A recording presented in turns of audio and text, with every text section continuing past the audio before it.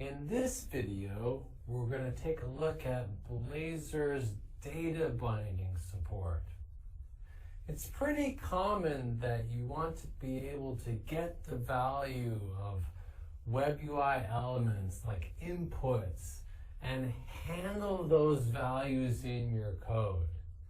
And then often you also want to then update the values of those inputs from your code. Blazor provides an easy and convenient way to do that with its data binding features. Let's take a look. All right, so here's our Blazor web app. And what I've done here is I've added a little piece of markup to the counter page. I've added an input. Let's do this with some arrows. There's an input and also a button and a p-tag. And what I want to do here is I want the input value to show up down here below in this p-tag. And then I also want to have this button that whenever it's clicked, the value of the input gets cleared. So how do we do that? Well, let's see. Getting the value of the input, we've seen how to do that. We can use an event handler. So let's hook the on change event, and we'll call this on change. And let's go ahead and generate an event handler for that. There we go. All right, and then in our onChange event handler, we will capture the value of the value of that input by using this event arg. So e.value should give us that value. There we go. And that should give us the text value. And then for the button, if we want it to clear the text value when clicked, we just need to hook the onClick event. And let's create an onClick event handler. Go ahead and generate that. And then in this method, we will take the text variable and we'll just set it to the empty string so that we've cleared it. All right, cool. So let's go ahead and run that and see what that currently looks like. So if I now type, ABC and I tab off, my onChange event fired, and we're able to render the value. So we've captured it in our C# text field. Looks good. And then if I hit clear, well, it disappears from the rendered value before, but the input doesn't update. That's because we haven't actually changed the value of the input element itself. How could we do that? Well, we could just go to the input, and it has a value attribute on it that you can set. Let's set it to the value of text, right? So that when we change text to be at the empty string below in the onClick event handler, that should change the input value to be the empty string. Okay, so let's go ahead and save that.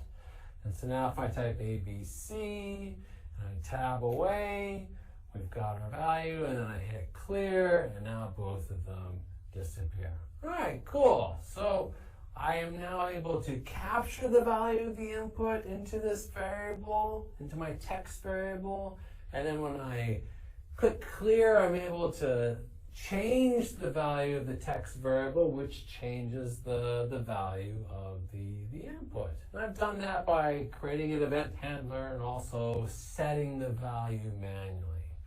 But there's actually a better way to do this in Blazor using data binding. Instead of setting up this, double pattern, we can just get rid of all this.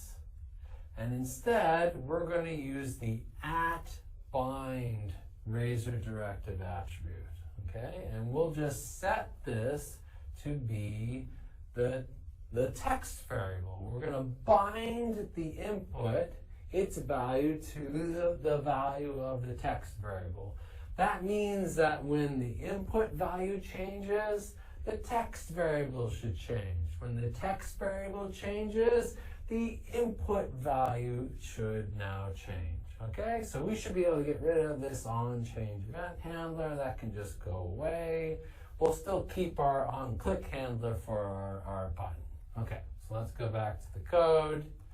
It looks like it's already done that for me. Cool. All right, so now if I type ABC and I tab away, that's working. And if I hit clear, it works as before, but with a much simpler and more robust syntax. So that's how you can set up a data binding. Now, what if I want to actually bind, like by default, it looks like it's binding on the onChange event. Like when I tabbed away, that's when the value of the text variable changed. What if I want to do that on a different event, like on input? Well, we can do that too. So let's go back to our input and let's say @bind, and we're going to change the event using this :event syntax, and we'll just change the event to be on input, just like so. Okay? So if we go back to our code now, if I type ABC or ABCDE, you can see that the value of the text field is now updating with every keystroke, and I can still clear it as before. So that's how you can change the event for a data binding. Great. Lastly, another thing you can do is you can if you want to run some code after the data binding has occurred, like maybe this is like a search text box, and after you've typed some characters, you want it to auto search and produce some results. How can you trigger that code to run after the data binding has occurred? Well, there's a way to do that too. We can do @bind: after, and then here we can specify a method that we want to call. Like let's say we want to have a search method like so, and then down below let's add a search method. So let's see, let's make this asynchronous. So async task of search. Okay, and what do we want to do? So I think, well, let's have some like a search results string field up above, and by default this will just be, I think, just be empty.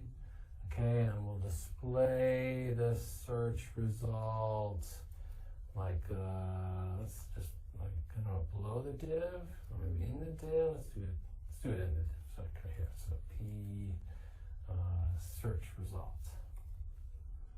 Search result like that. So that should display the search result below. Okay, and then in the search, let's initially update the search result to be searching like that. And we'll just pretend that we're actually doing a real search, going to a database or making an API call. We'll then do like a task.delay just to make it a little more convincing, 2 seconds. And then when we're done, we'll say that the search result is equal to, let's do a little string interpolation here. So found, and we'll create random dot share dot next results. So some random number of results. Okay, like so. Okay, let's see if that now works. So if we go back to our code, and if I now type ABC, searching immediately shows up, and then 2 seconds later, we see our search results show up. Okay, so now, it was a little weird, like when I typed like EDEF, searching, And then I think there's like, 3 different search results that are actually being returned there because it's doing a search after every single keystroke. Ideally, we would maybe wait to do the search until like a little delay until after the user stops typing and then do that search. You could have like a timer and wait till the timer's had a chance to go for 2 seconds before updating the UI. But at least gives you an idea of how you can run some code after a data binding has occurred. All right, wow, we've learned a lot. So far we've learned about data binding and handling events and components and routing. Let's put it all together now and build something using all those features. We're going to add a new page to our Blazor web app to track a list of to-do items. Okay, so we're back in our Blazor web app and we want to add a new page. So let's go to our Components Pages folder and we'll go ahead and click on the New Page button. And let's add another Razor component. We'll call this one To Do, like so.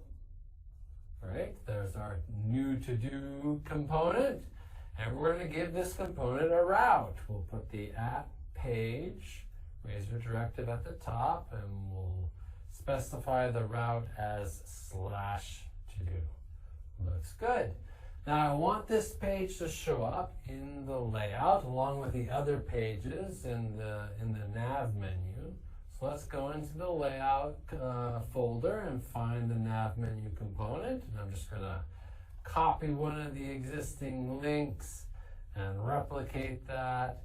And we'll just update it so that it now links to do and that the text says to do. Okay? And let's make sure that we're still running. We are. And then let's go ahead and see what that looks like in the web app. It looks good. So we have our new To-Do tab. We can click on it, and there's our To-Do page. Awesome. All right, so let's add some content now to that To-Do page. First, let's add a class.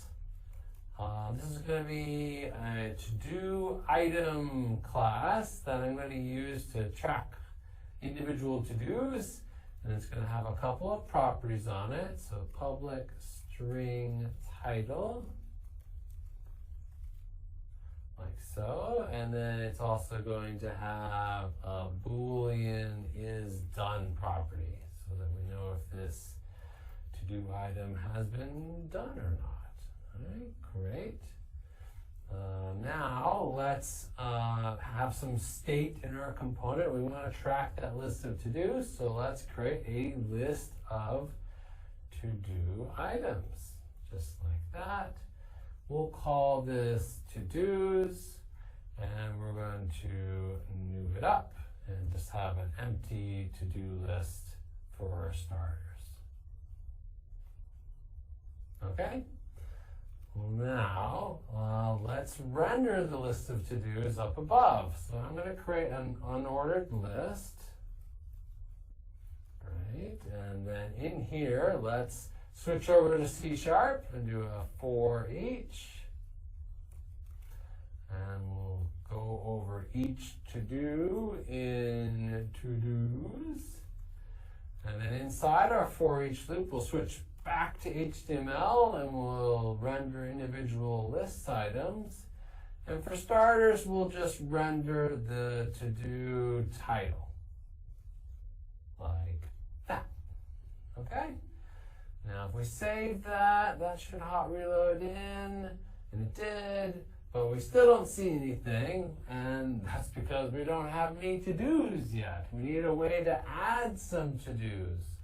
So let's add a way to add some to-dos. Let's add an input down here at the bottom.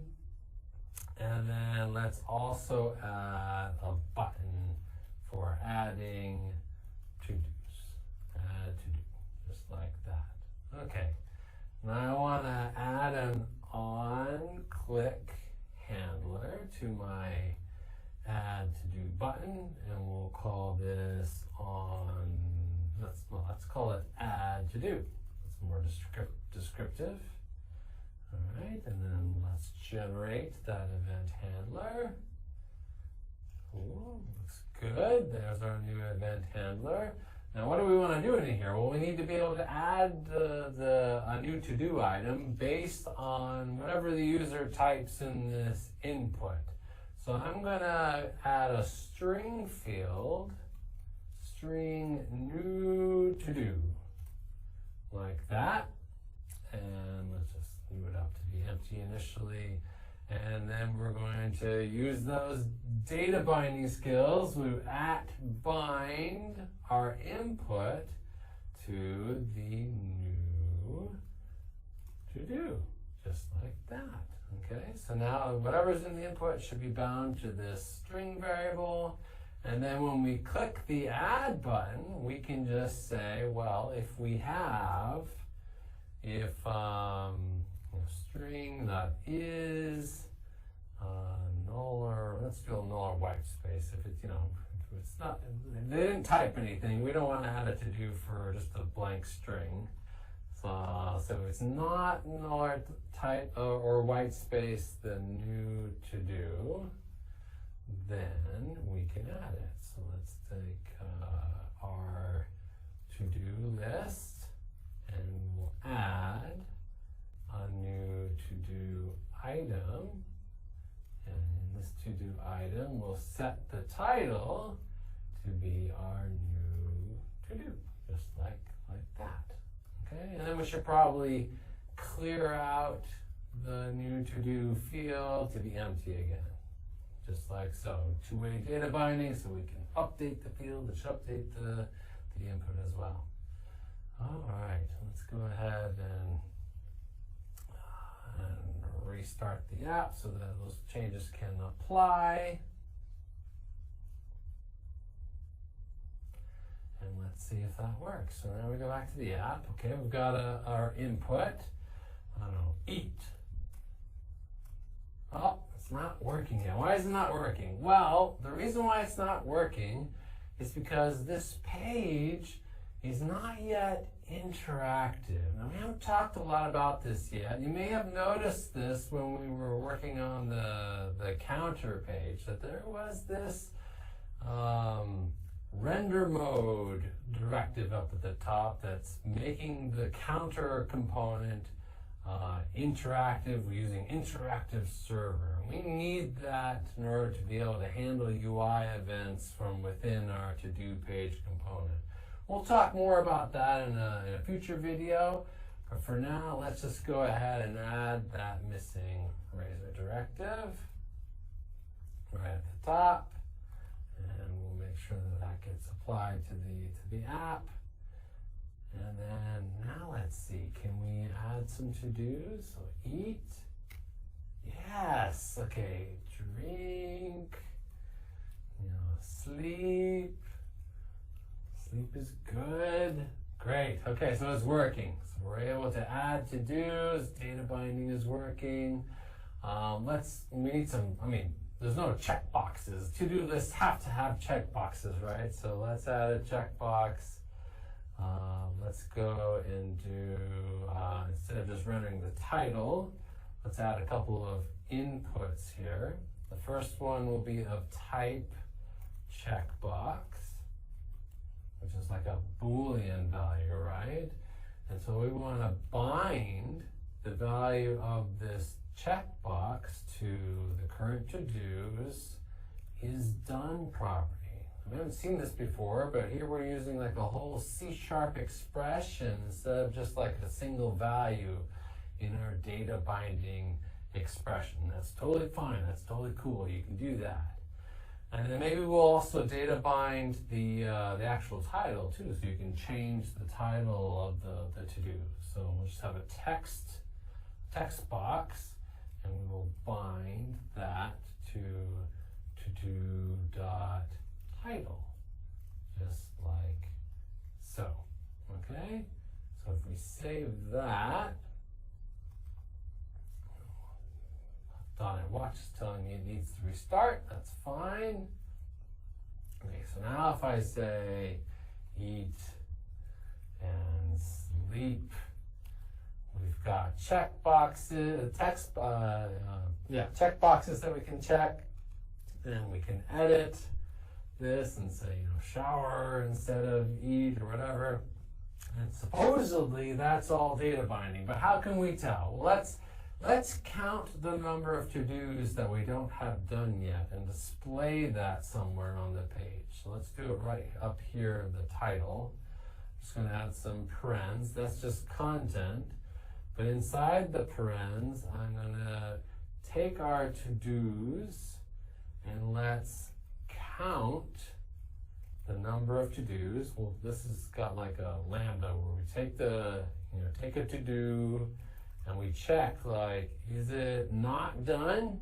Is t.is done false? Then we want to count it, right? Count our unfinished to-dos. All right, let's save that. Let that reload in. Aha, so now at the top we can have this little counter that if we check all the check boxes, we have 0 to-dos to do. If we add some more, like, I don't know, learn Blazor.